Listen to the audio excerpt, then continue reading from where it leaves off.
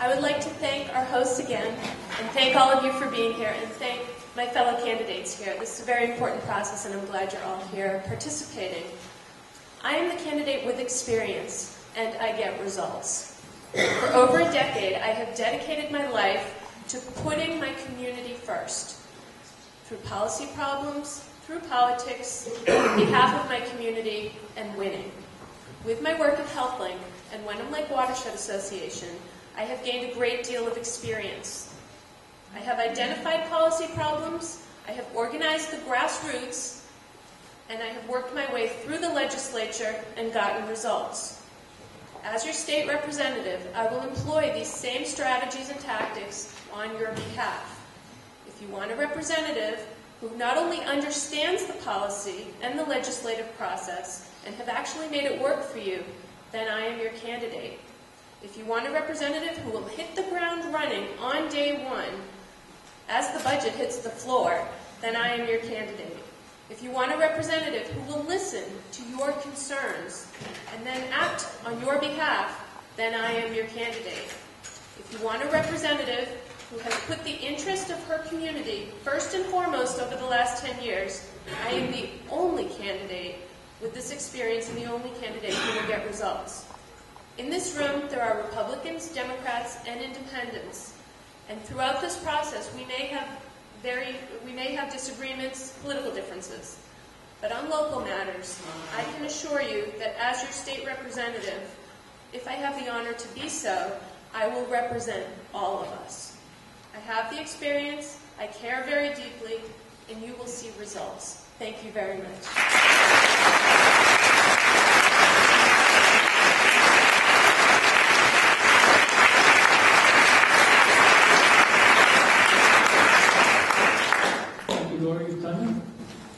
Again, I'd like to thank everyone for being here today and giving us the opportunity to present our message. I'm running for state representative because I see it as a natural extension of my years in public service. And I would consider it an honor to represent you at the State House. I'm very concerned about what is happening to Massachusetts, actually. The only state in America that is losing population. More than 200,000 citizens have moved away in the past decade. Where are our young people going? And why can't we make it possible for them to afford to stay? The legislature spent months last year formulating a bill requiring the state pension fund to disinvest in Sudan because of the crisis in Darfur. But what I want to know is, when do we start acting on this investment in Massachusetts? Only New York is losing manufacturing jobs faster than our state.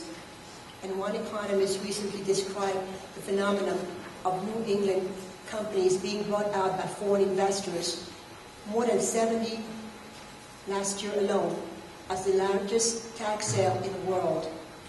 With all respect, foreign investors are not as likely to run these companies in our interest as homegrown management teams. Without a sense of community pride, such as we have here in Marblehead, Swampscott, and Lynn, decisions on jobs and growth will not be made to meet our needs or to provide opportunities for our children. The simple truth is, Massachusetts is being out-hustled by other states, other regions, and other nations in the economic competitions of the 21st century. We must be harder, smarter, and faster on Beacon Hill to create jobs and investments, to keep tax rates manageable for business, to facilitate entrepreneurs and encourage major employers to expand. And that aggressive representation is what I can bring to you if you elect me to the State House.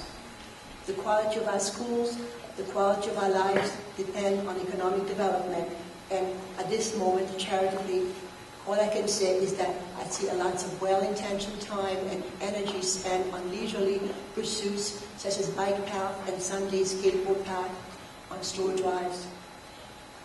I will help put Massachusetts to work by fostering a stronger work ethics on Beacon Hill. That is my pledge to you and all voters in the 8th District. I will advocate, as a Republican, for the use of the state's rainy day fund to help communities in our district.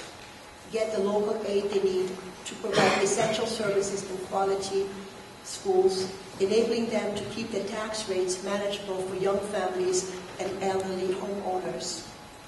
And I will fight to make the legislature the governing body of the people of Massachusetts, not just the special interest that surrounds the State House like an army occupation. The Boston Globe reported last week that of the 218 state laws enacted by the legislature in 2007, 40 of them were designed solely to help public employees, principally in the arena of providing increased sick days and expanding benefits. Please know I have no bias against public employees, for I was one of them for a quarter of a century. However, we cannot allow the legislature to provide special benefits for their cronies while working people struggle to find meaningful jobs at good wages in the private sector. There was a time, surprisingly, when political scientist Paul Baines wrote, "The General Court of Massachusetts is, in all respects, nearest to the people and most responsive of any American legislature to the public opinion." Guess what year that was? That was 1907, folks. It's time to get back to the future. It's time for change. Together, as one American community in the 8th District, we can bring these changes. Thank you very much.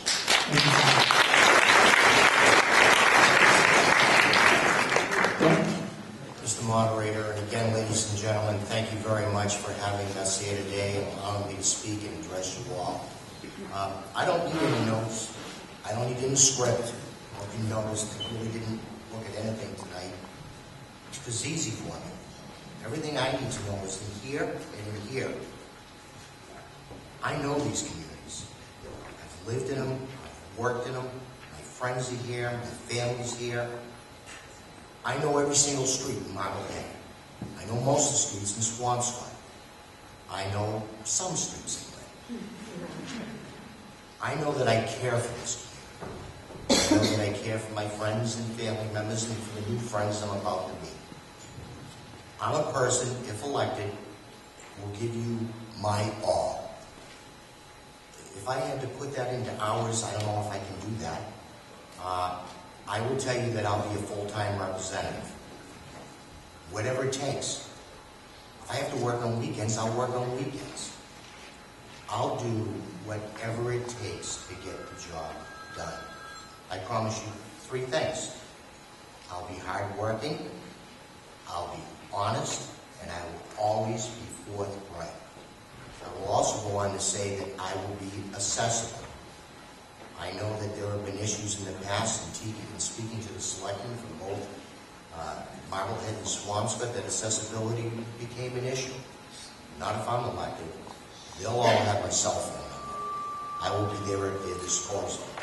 If I'm not sitting in the State House working on problems, you can rest assured that I'll be here in these communities looking for problems to solve.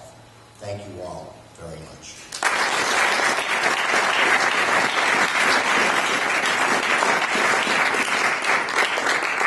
Thank you, John. Mark? Thank you again for inviting me here and for showing up and taking time out of your Sunday mornings. And thanks to all my fellow candidates for being here also. I think this has been exactly what it was supposed to be. Information providing service from us and information gathering experience for you. I've never worked in public service before. I don't know if that's actually helpful or a hindrance, but I've worked in several different occupations. I've worked out in this community. I've worked in Marblehead, in Swampscott, and in Lynn. My family, on my father's side, his older brother is actually up in the back of the room right now. We're very proud to have been born and raised in Marblehead, as are my children. On my mother's side of the family, interestingly enough, her parents were from the Diamond District, or the portion of Lynn that falls into our 8th District. And I heard many, many, many stories about growing up in that area.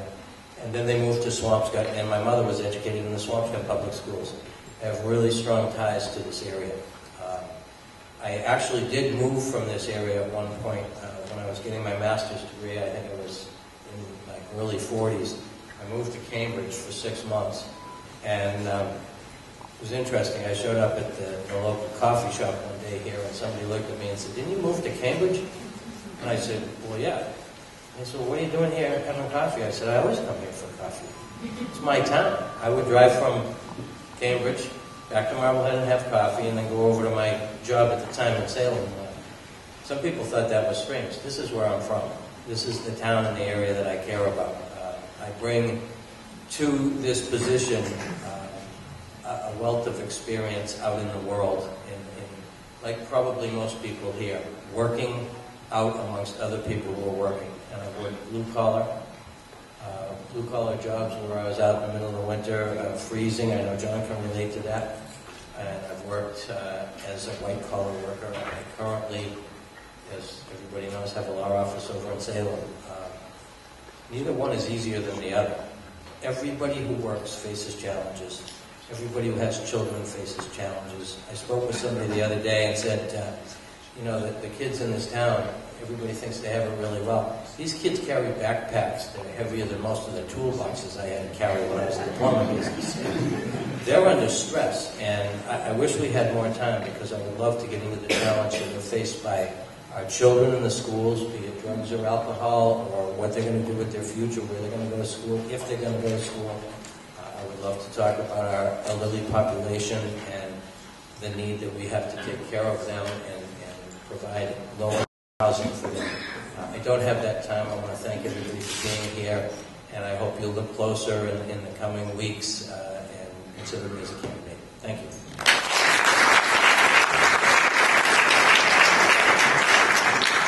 Thank you, Mark. And Caesar, we'll close with you.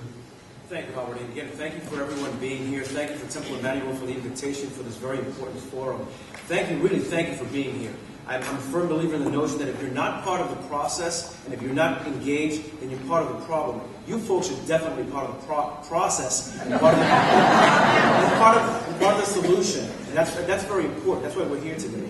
I'm a Democrat. My name is Cesar Archie. I'm running as a progressive, pragmatic Democrat. And the emphasis is on both of those words. And there's a reason for that. I am heavily invested in this district. I'm a longtime resident of this district. My family's in the front row. My son Emanu-el, my daughter Gabriella, my wife Christine Filosa. She has strong roots in Marblehead. Her family have strong roots in Marblehead. She's actually a lot smarter than me, because she's sitting there and I'm here. She's also an attorney and very committed with the Education Development Center of Newton. We're very committed to education. It's one of the main reasons why I'm running. Some of my neighbors, I see some of my neighbors in the back.